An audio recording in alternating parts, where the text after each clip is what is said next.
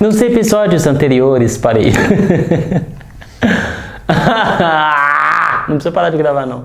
Eu vou usar essa merda. Gravando vídeo 2, take 2.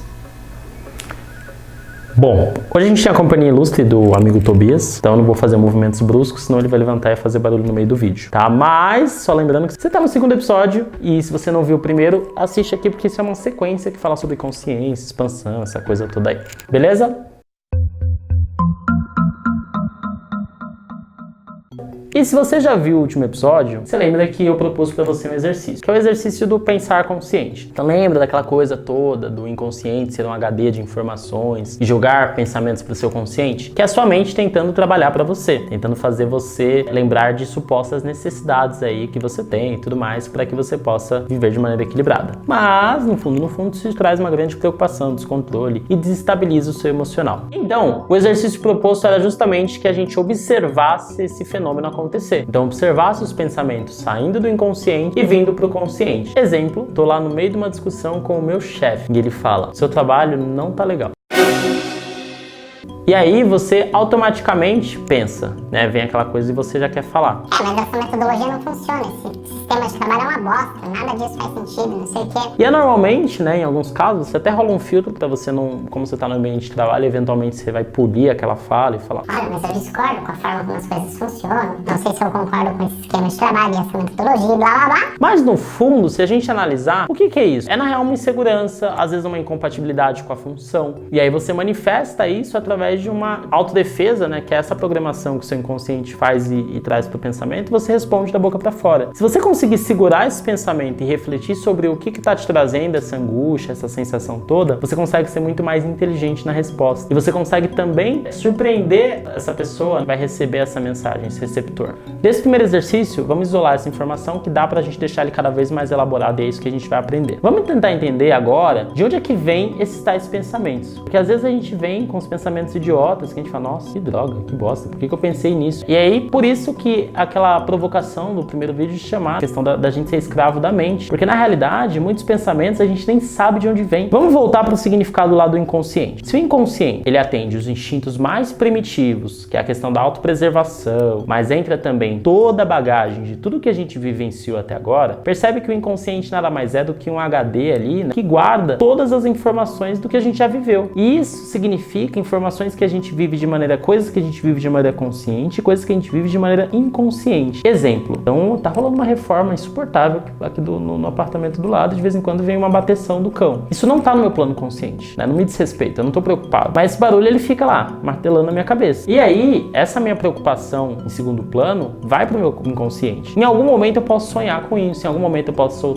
falar martelo, sabe? Eu posso fazer associações, porque são essas conexões que o inconsciente faz e transforma em pensamento. Não necessariamente esses pensamentos são úteis, porque às vezes são pensamentos de coisas que não estão de acordo com o que você acredita, com o que você quer seguir, mas são informações que o nosso cérebro tem a capacidade de guardar e transforma em pensamento. E aí viram lembretes constantes. A gente tem que entender que os pensamentos são lembretes constantes do que a gente vivenciou, do que a gente acredita, do que a gente transformou em conceito, e inclusive de aprendizados. Por exemplo, quando você está começando a dirigir, é aquele medo do cão, né? Você não consegue dar play na música e dirigir ao mesmo tempo, que parece uma atividade extraordinária. Você não consegue olhar a placa, você não consegue falar com o amiguinho. Quando comecei a dirigir, eu peguei a 23 de Maio aqui em São Paulo, que é uma avenida super movimentada. Meu, o carro morreu, aí tudo que eu queria era sair a pé, assim, porque eu queria chorar, porque chegou um motoqueiro, bateu e me xingou, porque eu não tava conseguindo ligar o carro. Pra mim, aquilo pareceu o fim do mundo. E hoje a gente dirige assim, com o celular, fazendo um monte de cagada, que não pode fazer nada disso, né?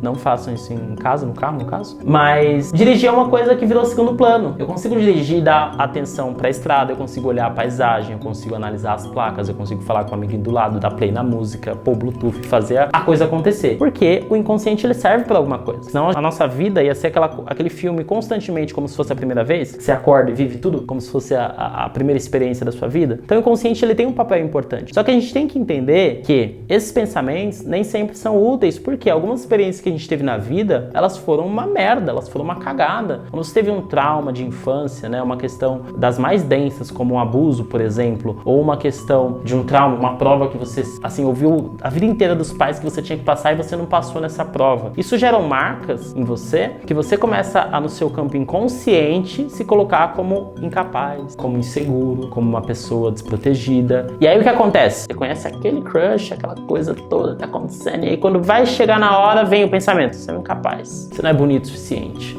você não é isso, você não é aquilo. E aí esses pensamentos, eles vêm desse campo inconsciente. Esse campo inconsciente, ele tá baseado nas suas experiências. Por isso que entra a questão do pilar de autoconhecimento. Então o que eu quero propor para você agora, o exercício 2 desse rolê, vai ser o seguinte: além de observar os pensamentos que vêm, então vem um pensamento, às vezes você tá no calor do momento, você vai ter que fazer a sua observação depois, tá? Às vezes já deu merda, você já xingou o crush, já brigou com o chefe, já chutou o balde, mas se propõe a refletir depois. Calma, de onde veio esse pensamento? Então, além de observar que esse pensamento veio, que já é um exercício difícil, quando você já pensou e já fez a merda, observa esse pensamento chegar. E aí você tenta refletir um pouquinho: o que eu penso assim? Por que esse pensamento ele veio? O que será que eu tô sentindo? Antes de tentar ir lá no passado e resgatar uma memória da infância, calma, não faz isso. Você vai se debulhar aí sozinho, não é um momento, pelo amor de Deus. Mas o pensamento veio, fala: como é que eu estou me sentindo em relação a isso? Isso define o que eu acredito? Isso define o que me faz como pessoa? E aí você começa a se perguntar em relação a isso. Se a resposta for não, a gente tem alguma questão que precisa ser resolvida. Então até o próximo vídeo, deixe seu comentário aqui embaixo, curte, compartilha, aquela coisa toda lá, e a gente se vê no próximo. Beijo!